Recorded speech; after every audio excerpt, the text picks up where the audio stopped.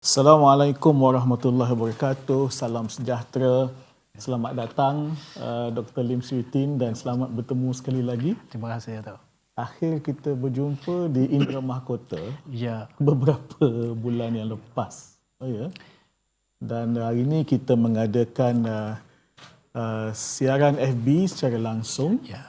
daripada Kutub Kanah. Saya nak guna istilah yang dah lama tak digunakan orang. Sekarang orang kata library, perpustakaan, pusat sumber. Nama yang lama itu Kutub Kanah, Kutub Kanah. Kementerian. Dan hari ini kita meraihkan dan juga mengadakan pelancaran Dekad Membaca Kebangsaan peringkat kementerian.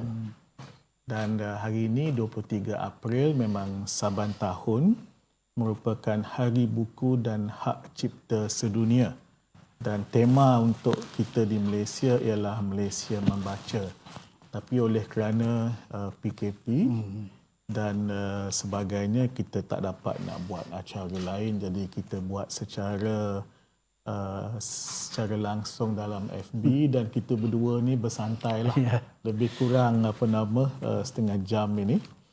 Dan ini juga kerana kita meraihkan Kuala Lumpur sebagai ibu kota buku dunia pada tahun ini. Dan ini suatu pengiktirafan yang tinggi. Tinggi. Cuma ada sikit terkilan tu bila tengok minat membaca. Minat membaca orang kita ni macam mana, Dr. Lim? Ada turun naik yang berhormat. Tapi pada umumnya kita melihat ada pertambahan yang besar sebenarnya. Berdasarkan jualan buku, berdasarkan kunjungan ke perpustakaan, sama ada secara individu, secara fizikal ataupun secara maya. Sebenarnya ada pertambahan, ada perkembangan yang positif dan kita tidaklah terlalu kecewa lah, yang berhormat. Cuma kalau banding dengan setengah-setengah negara tu mungkin kita masih orang kata perlu lebih ada budaya ini, berkaitan dengan budaya. Barangkali kita sedang dalam perjalanan yang penting lagi lah untuk membudayakan. Kita belum ada aras-aras budaya dia dan mungkin kita di pertengahan, mungkin belum sampai ke aras yang tinggi dari segi budaya membaca. Akan tetapi saya lihatlah di mana-mana kalau kita pergi, masyarakat kita membaca. Itulah. Saya baru-baru ni saya buat dalam Twitter saya. Saya berkongsi buku-buku yang saya baca. Lepas ni nak tanya Dr. Lim punya buku pula. Yang berhormat banyak membaca. Saya tweet, saya kata ini musim PKP ni kita duduk di rumah, apa kata kita amalkan membaca. Jadi bila saya paparkan beberapa buku yang sedang saya baca, ada yang saya baca semula dan sebagainya, respon sangat baik. Banyak yang arti, yang like dan ramai juga yang berkongsi pula buku yang mereka sedang baca dan dalam proses itu bertemu dengan seorang dua penulis yang prolific sebenarnya. Penulis muda yang prolific. Termasuk ada seorang, minta maaf namanya saya tak ingat, tetapi dia telah menulis satu siri buku tentang hubungan antarabangsa, Dunia Tanpa Tembok kalau saya tak silap, nama bukunya. 3 siri. Dan daripada perbualan dalam Twitter juga saya dapati bahawa ramai juga yang membeli dan membaca dan tiba-tiba saya jadi ejen menjual buku dia. Tapi kalau buku yang Dr. Lim sedang baca sekarang? Saya membaca novel banyak, yang Berhormat Menteri. Novel tu saya novel kurang sikit. Saya membaca novel banyak. Saya teruja apa yang Berhormat Menteri sebut tadi, bahawa banyak dalam kalangan masyarakat kita sebenarnya ikut membaca buku-buku yang penting-penting dan besar-besar. ini menandakan bahawa kecenderungan minat membaca kita itu semakin baik sebenarnya. Mereka membaca buku yang memisahkan tembok dunia, buku tentang agenda-agenda besar dunia, tentang pencapaian-pencapaian dunia. Dan ini yang Berhormat Menteri gemar. Walaupun siri komik tertentu tetap jugalah. Ada. Itu biasa. Seperti saya juga saya membaca buku yang mengajak kita berfikir. Tapi saya selangkan dengan novel. Ya. Kadang-kadang agak santai sikit.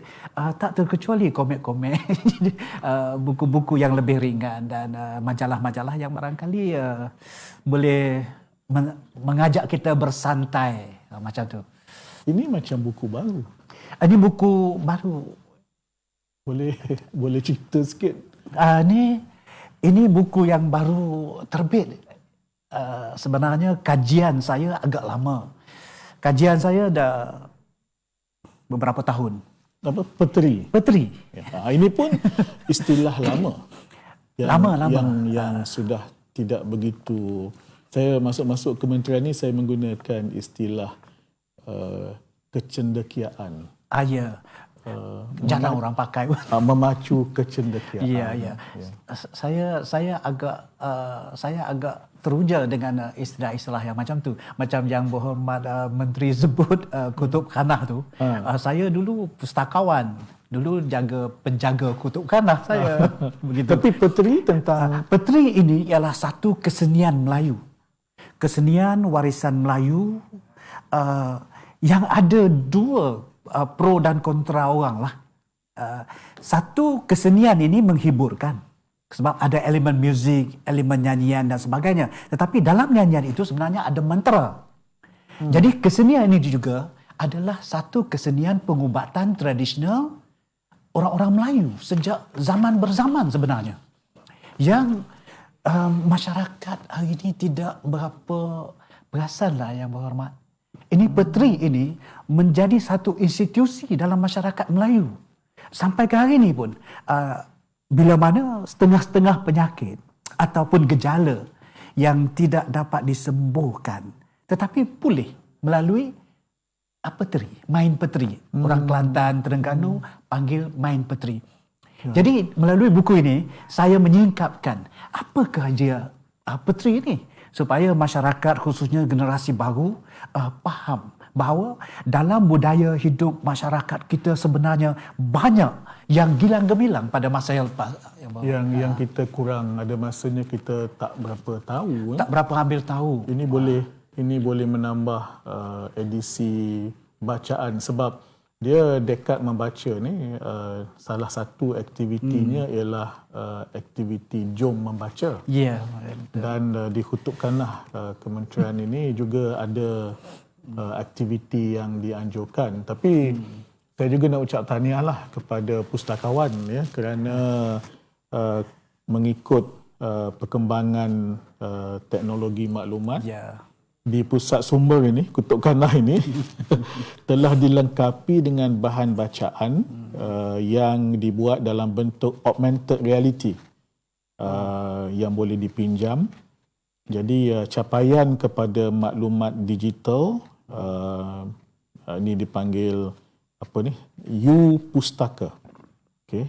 Dan pengkalan data ini yang di sini menyediakan sebanyak 13.2 juta maklumat yang boleh diakses secara percuma 24 jam. Ya. Tapi ada satu aktiviti yang digalakkan ialah untuk kaki tangan kami membaca. Dan dalam pada yang membaca tu hari ini saya nak umumkan pembaca peringkat kementerian yang paling aktif pada tahun 2019. Ada pertandingan ni? Ada, dia tak pertandingan ni tapi dia bagi pengiktirafan. Namanya ialah Puan Nur Azwani binti Mat Razi. Dia meminjam 248 buah buku pada tahun lalu. 2019 ya. 248 buku ni memang rajin betul membaca. Saya pun tak terbaca 248 buku. Tapi kalau macam doktor penyajak, pemuisi, satu hari berapa jam baca buku? Baca dan menulis dan berfikir berkaitan buku lah. Beberapa jam yang berhormat. Beberapa jam tu adalah lebih kurang beberapa jam. Dan saya selalunya memperuntukkan banyak masa untuk membaca. Saya berkarya itu di tengah-tengah saya membaca pun saya berkarya sebenarnya. Dan kebetulan saya ini ada satu disiplin yang berbeza sikit dengan orang lain mungkin. Saya suka membaca beberapa jenis buku dalam waktu yang sama. Okey, lebih kurang sama dengan saya. Sama. Saya lazimnya 2-3 buku sekali baca. Yang berbeza. Buku yang lain-lain disiplin. Yang lain-lain. Bidang pun berbeza. Ya.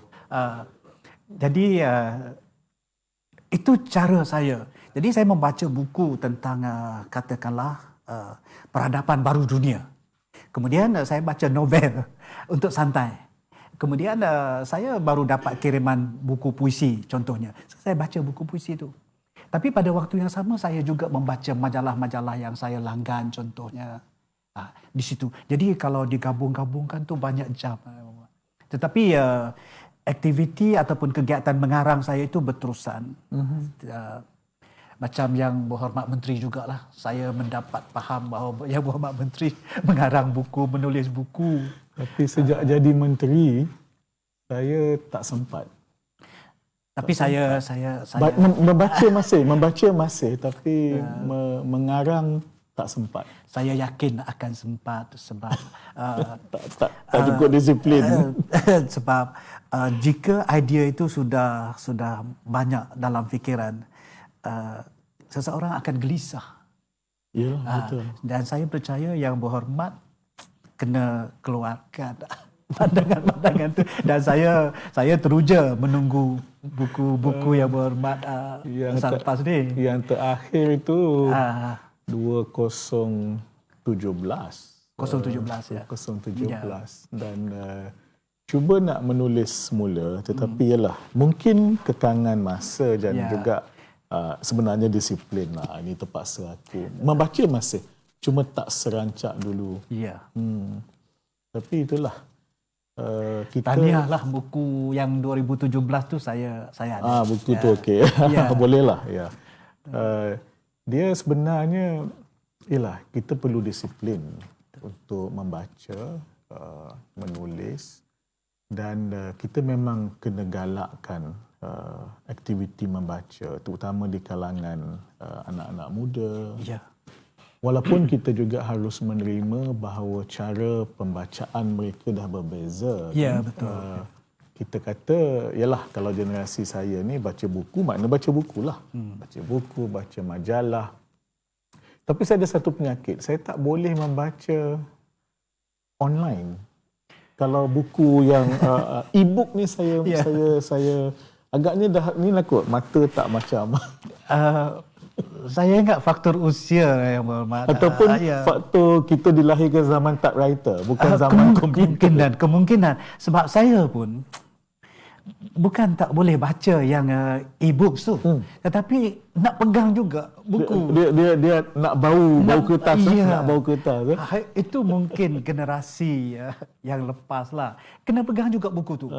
Baca juga dalam e-books. Tetapi yang bukunya pegang juga. Tapi boleh juga baca dalam e-book. Saya tak mampu. Saya 4 muka surat paling kuat atau 6. Lepas tu saya dah mula berpindah mata dan kena baca yang orang kata apa ni, hard copy juga. Itu satu masalah. Sebab itu saya tengok di banyak negara lah, e-books ini semakin mengurang sebenarnya dari segi pembelian. Banyak, saya tengok beberapa laporan sudah ada bahawa orang akan kembali kepada buku yang manual itu katanya. Orang akan kembali memegang buku.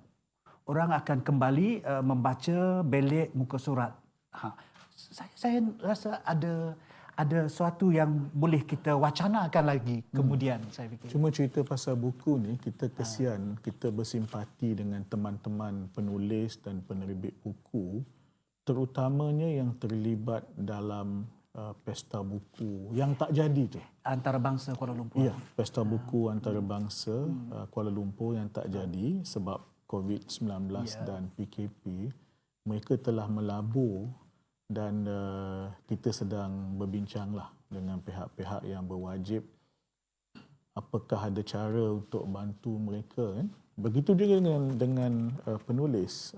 Misalnya yalah, penulis boleh bekerja dari rumah, tak ada masalah, tetapi sebahagian daripada kawan-kawan kita ni kan cara menulis ni, mencari ilham ni macam-macam cara kan. Betul. Jadi saya pun baru ni bincang dengan Datuk Zainal Abidin Ketua Satu Gapena. Ketua Satu Gapena, Datuk Zainal Abidin Borhan. Saya pun adalah bantu sikit-sikit untuk Gapena. Tapi pokoknya kita kena itulah menggalakkan lagi dan bukan saja penulisan buku, penulisan skrip. Misalnya kami di kementerian ni kita melihat soal filem, soal drama TV, industri kreatif, termasuk animasi.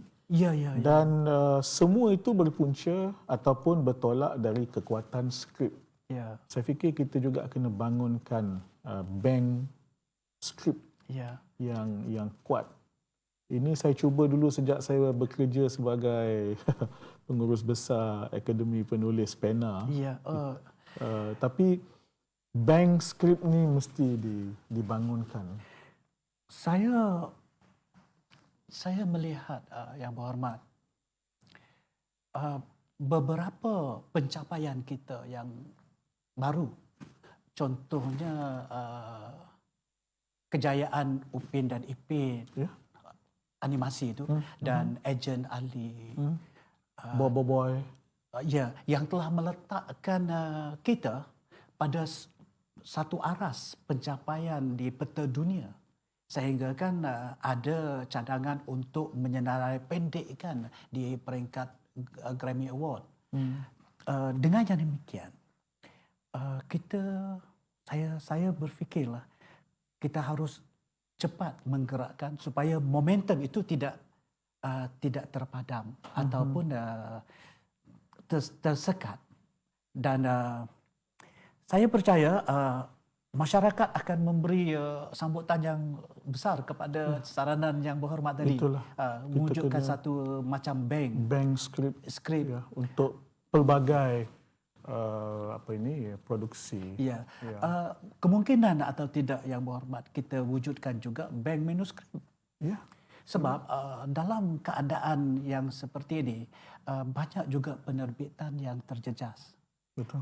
Jadi kalau dapat disarankan, saya percaya akan segera disambut saranan yang berhormat. Saya merancang nak buat satu muzakarah kecil. Tengok keadaan selepas itu. Muzakarah kecil tentang bahasa, kesusasteraan dan kebudayaan. Jadi perkara-perkara ini boleh kita angkat dalam muzakarah itu. Tapi untuk hari ini saya nak denda Dr. Lip dengan membacakan kami puisi. Kalau boleh saya difahamkan ada naskah yang dibawa bersama. Saya ada staf yang bertanya tentang staf kementerian yang bertanya tentang tak tulis apa-apa ke untuk barisan hadapan. Saya kata saya dah lama tulis. Saya mungkin yang peringkat awal-awal dah tulis dah. Apabila saya yang berhormat, saya meneliti, memerhati barisan hadapan ini, besar pengorbanan mereka. Betul. Saya sebagai rakyat kecil rasa terharu melihat bagaimana siang malam dan apa yang lebih besar lagi ialah strategi dan perancangan yang setengah-setengahnya orang awam macam saya yang berhormat tidak terfikirkan. Bagaimanakah hebatnya strategi perancangan yang diatur sehingga kita masih selesa tidur dengan lenanya. Jadi saya ada menulis satu di hadapan tanggungjawab. Oh, sila. Ini khusus untuk penghargaan ataupun apologi kepada frontliner kita dalam mendepani pandemik 2020. Izinkan saya. Musibah ini kadang-kadang hadirnya tidak terjangka. Sekalipun kita bersedia cukup dengan semua lengkap dan waspada, ancaman bagai tak tertunggu-tunggu kabar dihebah seakan situasi bakal tidak menentu. Lalu akan ada yang menghalang, menjadi perisai, menangkis asakan. Kita sekarang menamakan mereka pasukan di baris hadapan. Gempita dan riuh kota Wuhan sedang tenggelam. Dunia sedang pula berkira-kira untuk menyaksikan virus tak bernama, dan barisan hadapan bersegera mensiagakan masing-masing mereka. Pintu negara, sempadan negeri, dan rongga-rongga dada bakal dibolosi. Pandemik ini pantas jalarnya merentasi gunung ganang, menyeberangi lautan tak tersangsi.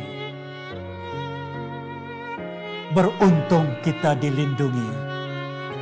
Barisan hadapan sedang mengetepikan kepentingan sendiri, mengekang asakan dari jangkitan tak terjangkakan.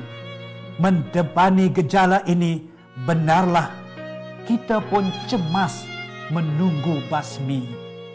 Mereka telah melupakan siang, tak lagi memikirkan indahnya malam dan mimpi-mimpi. Apakah sebenar-benar kasih untuk wira-wira bangsa ini? Pada saat barisan ini mempertaruhkan kecekalan, ketika kami mereka bentengi, detik-detik menjadi sukar, hari ke hari jadi kian mencabar. Siapa pula memperisai keselamatan mereka kalau bukan doa penuh di kalbu? Kami pun ingin memanjatkan rayu, Tuhan lindungilah mereka di segala ihsan-Mu. Selamatlah sekalian insan-insan berbudi di baris hadapan, sehingga akhirnya menuju kemenangan di sebuah peperangan. Ketulusanmu akan lebih berseri oleh air mata dan perjuangan. Baktimu tentu jauh lebih manis dari sekadar untuk kami kenangkan. Jasamu jauh lebih agung dari yang termampu kami ukirkan. Iya, pandemik ini telah mengajar kita memahami makna kasih dan pengorbanan. Di hadapan tanggung jawab ini, selamanya menyedarkan kita besarnya harga hidup dan nilai kemanusiaan. Terima kasih. Itu memang suatu luahan hati, puisi yang sangat indah, tinggi nilai estetikanya dan dalam maknanya sebagai suatu penghargaan tulus kepada barisan hadapan. Dan mereka ni wira-wira kita. Ya. Dan sebahagiannya itu oleh kerana tak tercatat namanya akan menjadi wira yang tak didendang tetapi akan dikenang ya, dan kita terhutang kita terhutang budi dan nyawa ya, kepada mereka. Semua yang berhormat, semua yang terlibat. Betul. Doktor, jururawat, petugas kesihatan, anggota polis, rela, tentera, wartawan juga. Ya. Wartawan, pegawai-pegawai kami yang contohnya yang harus ke hulu ke hilir, ke sana ke sini, termasuk ni di daerah ni yang pegawai-pegawai dan staf penerangan daerah yang turun padang. Dan mereka yang tidak mengenal penat lelah menghulur sumbangan. Itu ramai saya tengok. Saya kira lah selepas ini nanti alhamdulillah, insya-Allah kita yakin ya kita mampu mengatasinya, dan selepas ini nanti agaknya akan terbaris nama mereka yang berbudi dalam lipatan sejarah. Saya sebut sejarah ni kerana baru-baru ini saya mengajak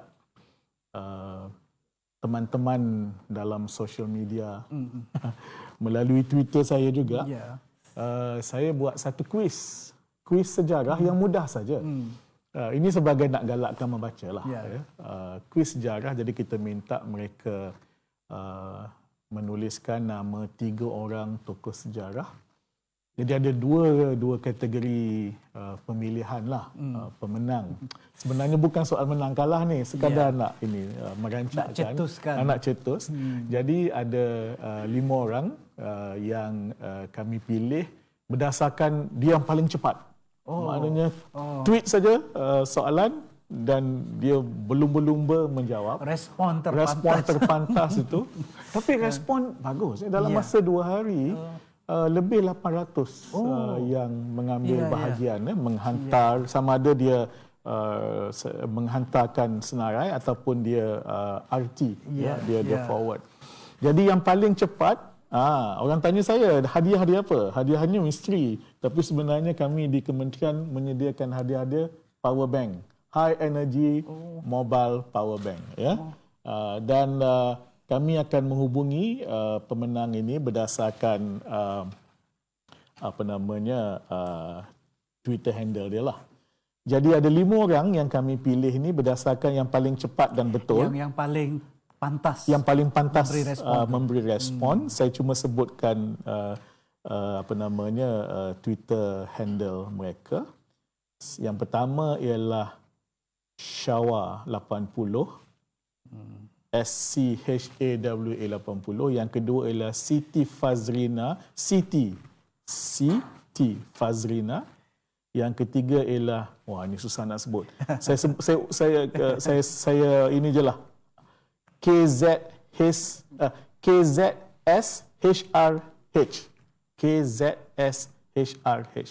Tak boleh nak sebut. Tak boleh. Yang keempat ialah Danial Tajuddin di huruf besar. Danial Tajuddin dan ada D huruf besar di hujung. Dan yang kelima ialah Putih, PUTEIH. Kemudian yang 5 orang lagi ni, doktor, ini menarik ya, sebab kita tengok cara mereka membariskan 3 nama tu. Okey, ya. Jadi ada yang menariskan 3 nama wanita. Agaknya wanita dah. Khatijah Siddiq, Samsyah Fakih, Aisyah Ghani sebagai contoh. Ya. Ada yang menamakan 3 orang pejuang yang seorang dari Semenanjung, seorang dari Sabah, seorang dari Sarawak. Okey. Ada yang menamakan pahlawan-pahlawan Negeri Pahang. Ya. Ada yang menamakan yang ini kategori ini paling ramai tapi kita pilih seorang je lah.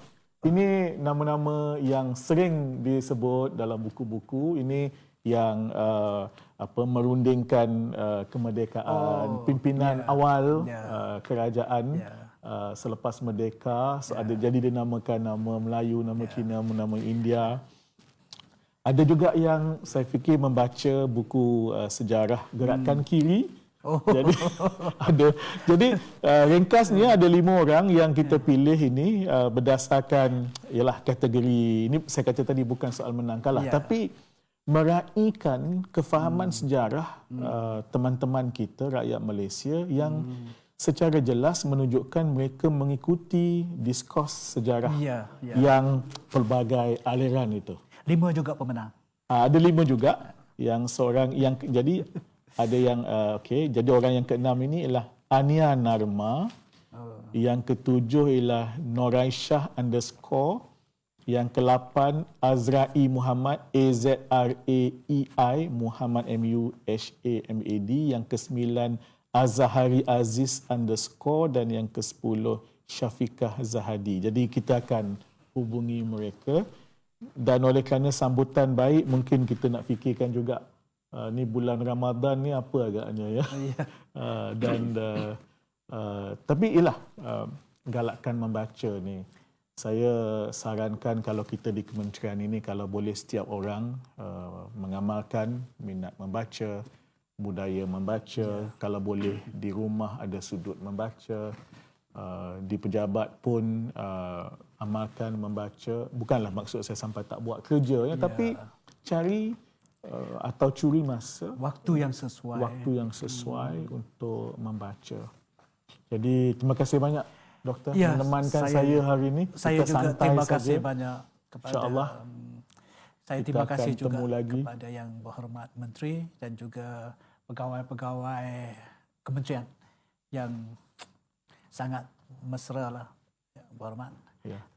Dan saya juga percaya seruan yang berhormat, masyarakat kita biarlah dalam situasi apapun kita sesuaikan diri untuk kekal membaca.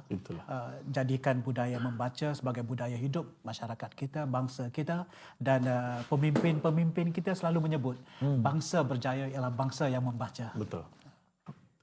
Jadi kepada semua terima kasih kerana mengikuti FB kita secara langsung. Saya ucapkan salam Ramadan. Kita kekal duduk di rumah, tak payahlah nak pergi bazar Ramadan pun tak ada. Jadi waktu bazar tu kita bazar baca di rumah. Dan bagi orang Islam, waktu di bulan Ramadan kita digalakkan membaca Al-Quran, bertadarus, kalau tidak di surau di masjid, kali ini dengan keluarga di rumah. Mudah-mudahan kita semua dipelihara Tuhan, mendapat manfaat daripada program kita pada hari ini.